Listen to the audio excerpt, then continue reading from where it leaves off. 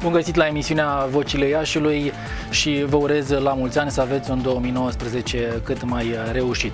Vă propun să discutăm în acest an cât mai mult despre industrii creative, despre inovație, despre modul în care putem să ne educăm copiii cât mai creativ, să devină cât mai creativi și să fie beneficiarii unei inteligențe emoționale bine dezvoltate pe lângă ceea ce acumulează la școală.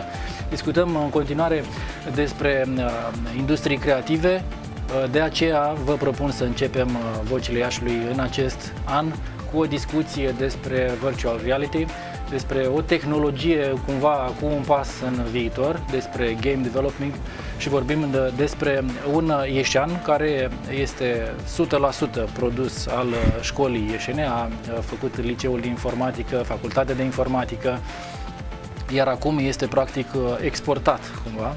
Lucrează în Suedia de aproape un an. Vorbim împreună cu Adrian Popovici, care este game developer. Bună ziua, mulțumesc mult de invitație. Bun venit la emisiunea Vocile Iașiului. Așadar, ești game developer. Să începem puțin cu ce înseamnă asta. Game developer presupune un software developer, o persoană care dezvoltă soft, pentru că orice joc este un soft la bază, dar cu teme spre jocuri, cu anumite concepte din această sferă.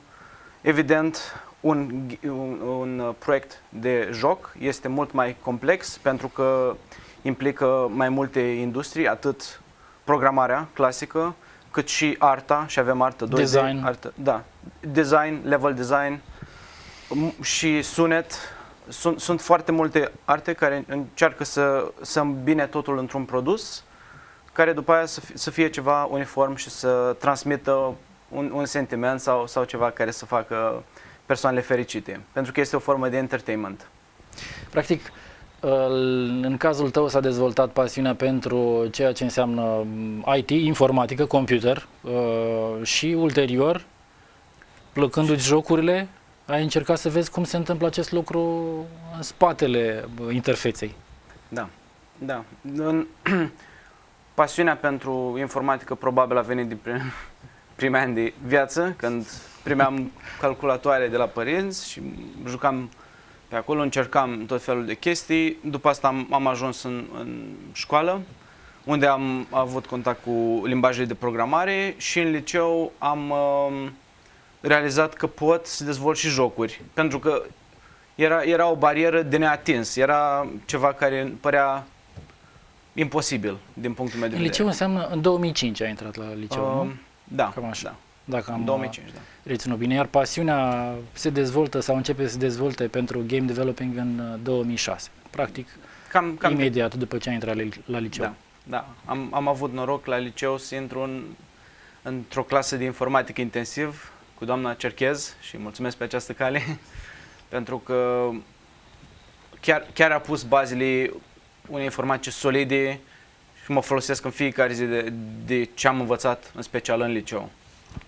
Practic, acest lucru nu era o oportunitate de dezvoltare profesională în acel moment. Bine, tu erai în liceu, dar ulterior, nici după ce ai terminat liceul, practic, nu exista, sau poate că nu există încă în Iași o paletă foarte largă pentru cei care sunt game developeri. Nu. La momentul când am început facultatea, era o firmă care a fost câțiva ani, Mobility Games, dar au încetat activitatea acum vreo 1-2 ani. N-am putut să lucrez cu ei deoarece programul respectiv nu-mi permitea să fac și studii și a trebuit să mă limitez la software development cât am locuit aici. Sunt mulți dintre cei care lucrează în zona de IT, care eventual nu au terminat IT și în același timp sunt suficient de mulți care abandonează, pleacă, renunță eventual la studiile pe termen lung în această zonă.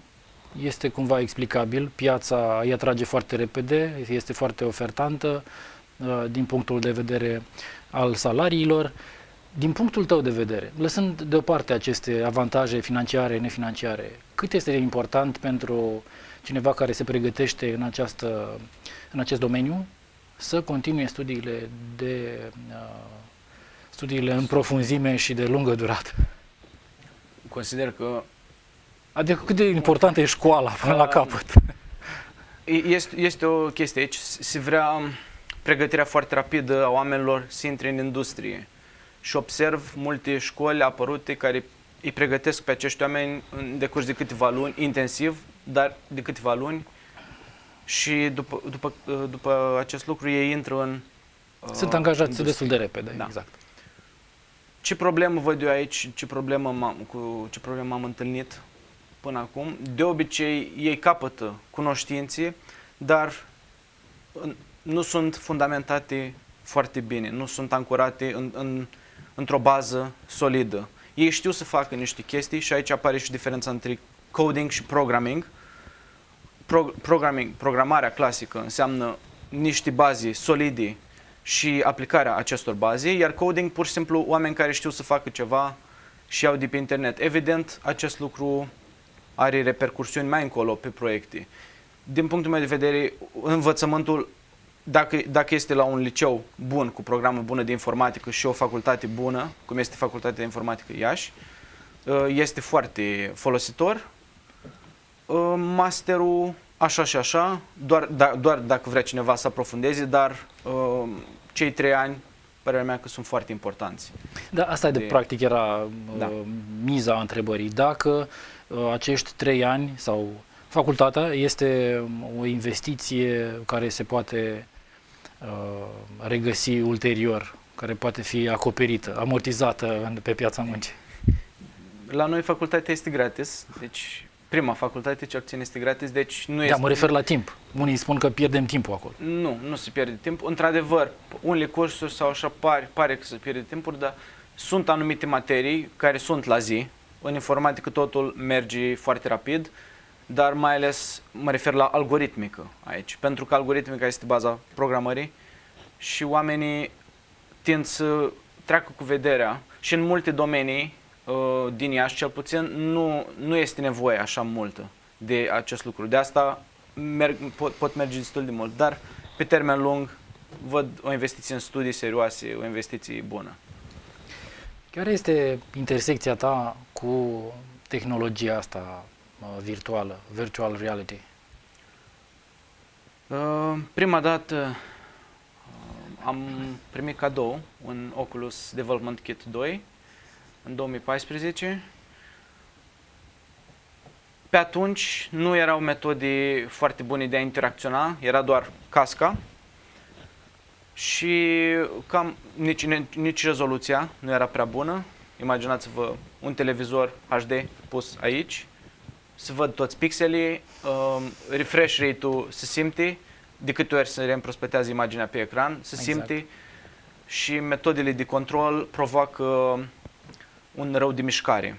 Rău de mișcare vine din momentul în care creierul observă niște mișcări care nu sunt induse de mișcările fizice ale corpului, ci este indus de un controller sau de tastatură sau de alt device de input. După care am lăsat acel moment.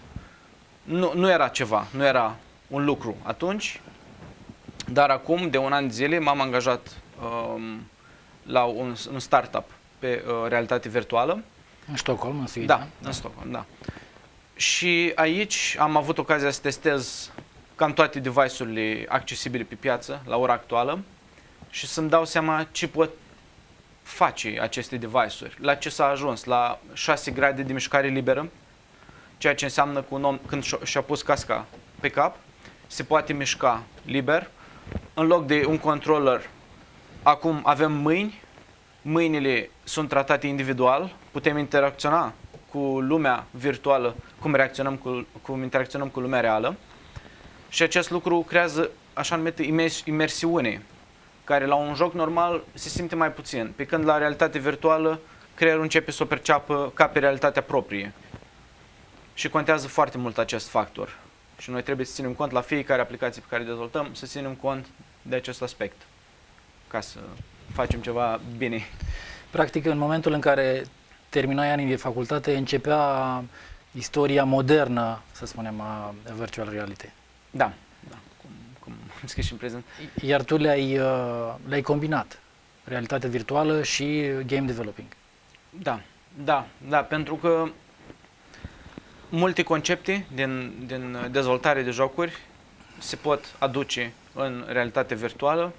Este practic aceeași bază, aceeași programare care învățăm la liceu și facultate, însă pe niște fundamente noi, cum ar fi interacțiunile, sunt complet diferite. Lumea trebuie să fie făcută în așa fel încât să fie mai prietenoasă cu utilizatorul care o experimentează individual, nu ceva printr-un ecran sau ceva. Chiar se simte ca și cum ar fi în acea lume. Deci este foarte important. Și da, văd o conexiune clară. Firma sau startup-ul la care lucrezi în Stockholm, în Suedia, lucrează pentru a revoluționa, interacțiunea cu virtual reality, nu? Da. Explică-ne puțin acest lucru, pentru că pentru multă lume pare ceva foarte abstract. Firma la care lucrez se cheamă Glitchy. Ce face, de fapt, este o tehnologie software care permite interacțiunea mâinilor cu obiectele 3D la apucat de obiect, animații exact ca în realitate. La ora actuală nu a găsit nimeni o soluție bună și când încercăm să apucăm un obiect în realitate virtuală, ori dispare mâna, ori este o animație prestabilită pentru acest obiect, pe când noi punem un obiect, îl scanăm în realitatea virtuală, după care generăm toate animațiile posibile din orice unghi am interacționat cu acel obiect. Și acest lucru pare minor, să zic așa, că doar mâinile, dar când ne gândim că mai toate activitățile de zi cu zi le facem cu mâinile și mâinile sunt prima noastră interacțiune cu tot ce înseamnă exterior, imaginați-vă asta a trecut la VR, este practic baza imersivității de acolo. Este prima cărămidă și cea mai importantă. Este mai curând o zonă de cercetare sau este văzută ca un fel de construcție a unui produs? Inițial, proiectul a pornit de pe zona de cercetare. Doi dintre co-founderii noștri vin de pe robotică, de pe 7 ani de cercetare la roboții să apuce obiecte în lumea reală și și-au dat seama că această tehnologie poate foarte bine fi folosită și invers, de către oameni în lumea virtuală. Și acum se încearcă crearea unui produs care să permită, noi nu vrem să-l folosim doar pentru noi, ci pe parcurs de 2 ani, începând de anul care vine, vrem să ducem acest produs, oricine să poată să creeze aplicații 3D în realitate virtuală care să beneficieze de această interacțiune. În momentul actual, cam care este stadiul acestei industrii, game developing? Este și i-aș spune aproape clișeu, pentru că mulți spun că industria de gaming este cumva pionieratul. De multe descoperiri pleacă de acolo, multe invenții. Ei sunt cei care sunt cu un pas înainte și în urmă lasă tot felul de lucruri care devin instrumente utile. Game development întotdeauna va fi asta. Pentru că mai ales firmele mici vor să impresioneze cumva. Chiar de pe timpuri, din anii 90, când John Carmack, unul dintre fondatorii id Software, Quake, Doom, a revoluționat cu implementările sale a unor tehnici de randare pe ecran, de desenare de foarte multe obiecte pe ecran în timp real. Acum, tot așa, apar alte metode care revoluționează industria zi cu zi și ele sunt preluate și de alte domenii, dar după ce sunt deja fumate de dezvoltarea de jocuri de mult timp, să zic După așa. ce sunt utilizate la maxim. După ce sunt utilizate la maxim, da. Aici este totuși o problemă pe care o are industria. Dacă nu mă înșel, vorbeai despre peste 20 de game-uri care sunt lansate în fiecare zi, ceea ce înseamnă că este foarte, foarte dificil pentru un produs, un joc, să se impună și să fie ceva care este disruptiv. Da, și aici este o problemă. S-a discutat și la prezentarea mea de ieri.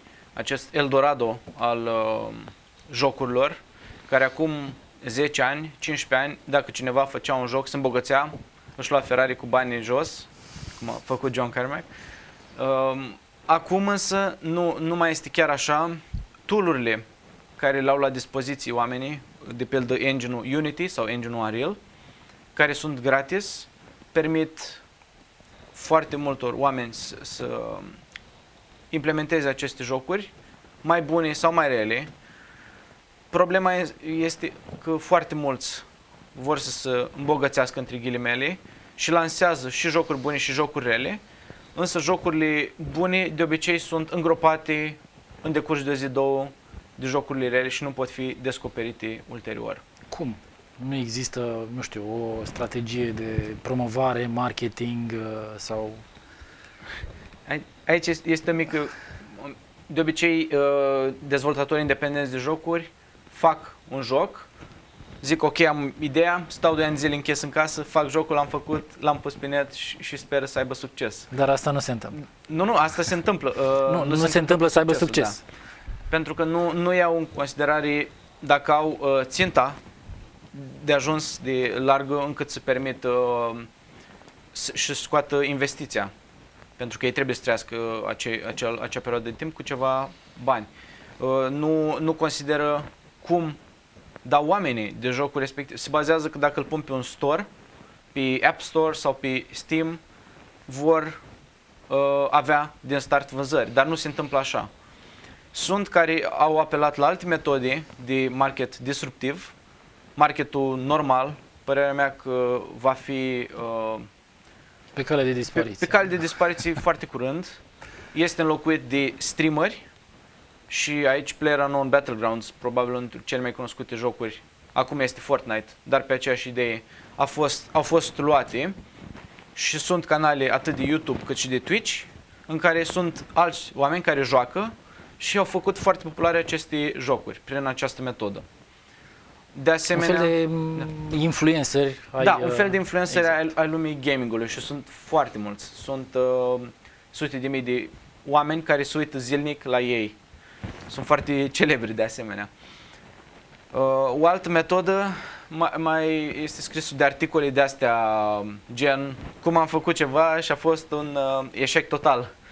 Și sunt oameni care le este milă sau în fine, sau vor să-i ajute pe cei în cauză și transmit mai departe și pot avea succes acele persoane. Dar pur și simplu dacă public ceva și nu fac nimic în partea de marketing, nu mă gândesc dinainte, nu reușesc, sigur nu voi avea șanse. Este ca o loterie până la urmă. Și aici trebuie să fie firma cea care vine cu o strategie sau startup-ul cu o strategie de marketing sau trebuie să... Cum vezi tu, care e opinia personală? Sau trebuie ca fiecare din cei care dezvoltă un joc să se gândească și la marketing, adică programatorii, să spunem așa? De obicei, dacă sunt developeri independenți, sunt doar programatorii și câțiva oameni.